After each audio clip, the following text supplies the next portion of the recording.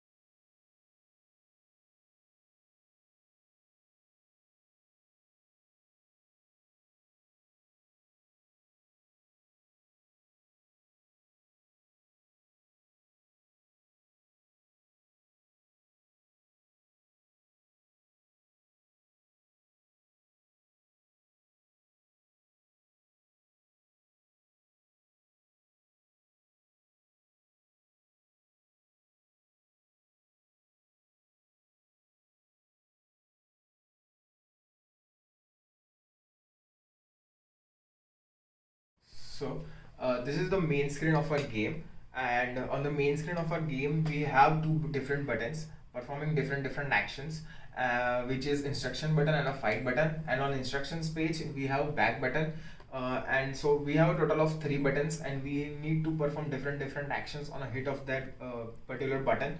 So for performing that task, I have implemented command pattern, which will make the task of hitting a button and setting what button needs to perform easier.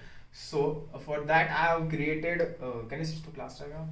So for that I have created a button action, one button action interface, one invoker interface, and one receiver interface. So and we have three different buttons like return button, fight button, and instructions button. And for that we have three different actions: fight action, return action, and instructions action.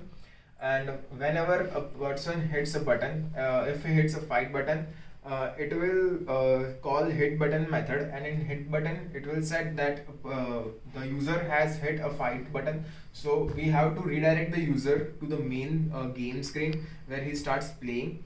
So it will invoke that button using that hit button command, and from that it will set the command that what it needs to perform.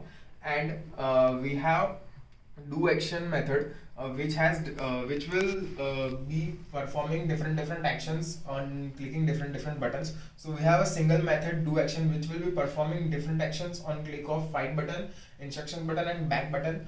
So this is how command pattern is being implemented in order to reduce the task.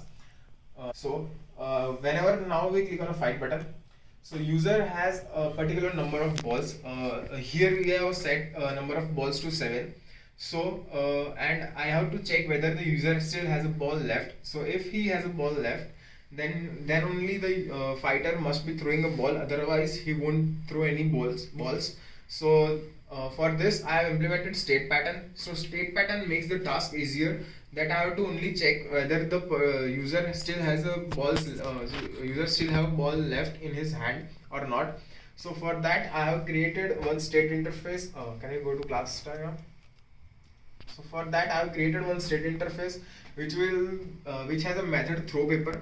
So and I have two states, paper state and no paper state, which are implementing that state pattern.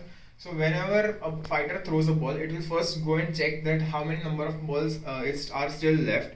So if he has more than 0 balls left, it will the current state will be set to paper state, and from that it will call the throw paper method. So whatever is written written in the throw paper method for paper state, it will perform that. And whenever fighter has no balls left, and if he tries to throw the ball, he won't be allowed to throw the ball. And just because that we have called the no paper state and we are setting the state to no paper state, that's why he won't able to throw any balls. So this is how state pattern makes the task easier to check whether the user has ball or not in order to play the game. Thank you. Hello everyone. So I have implemented the scoreboard feature. For this, I've used two patterns. Those are my favorites: the observer pattern and the singleton pattern. As you can see, the scoreboard currently shows that it has 7 paper balls, and the score is 0. So for every paper ball, there will be every paper ball that hits the opponent, there will be an addition of 100 points, and of course a deduction of 1 paper ball.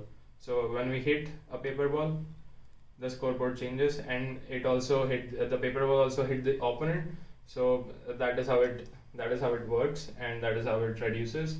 So what I did is I added a observer pattern between the scorecard and the paper ball. So whenever a paper ball is thrown, which is the subject changes, and the observer, which is the scorecard, it gets updated.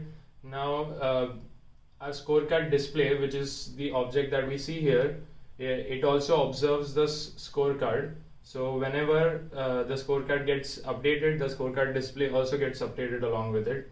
Now the reason why we use singleton is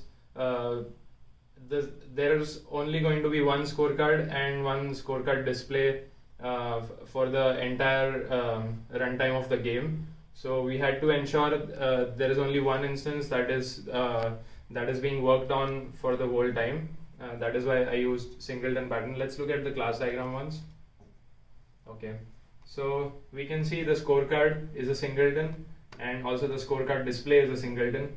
Now let us look at the observer pattern. The scorecard class implements the observer interface, and the paper roll class, which is the paper ball, implements a match interface. The match is the subject. So whenever a paper roll is thrown, it notifies its observers, and its only observer is the scorecard, which in turn updates the scorecard display.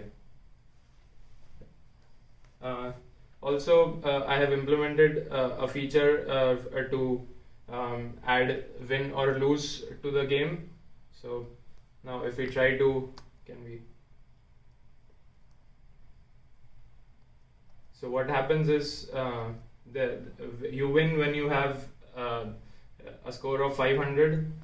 Hooray, you won with a score of 500. So if you reach a score of 500, you have won, and the system stops. So we have also added a lose situation. So when you're out of paper balls, not gumballs, paper balls, and your score is not 500, you will lose. So the challenge we face here is as soon as the paper ball leaves, the fighter throws the paper ball. As my teammate has implemented, the system will go into no paper state, and we can't check that the paper ball. We don't know where the paper ball is at that point, and that is what we had to determine. So we found out a way to tackle that, and that is how we came up with the lose situation.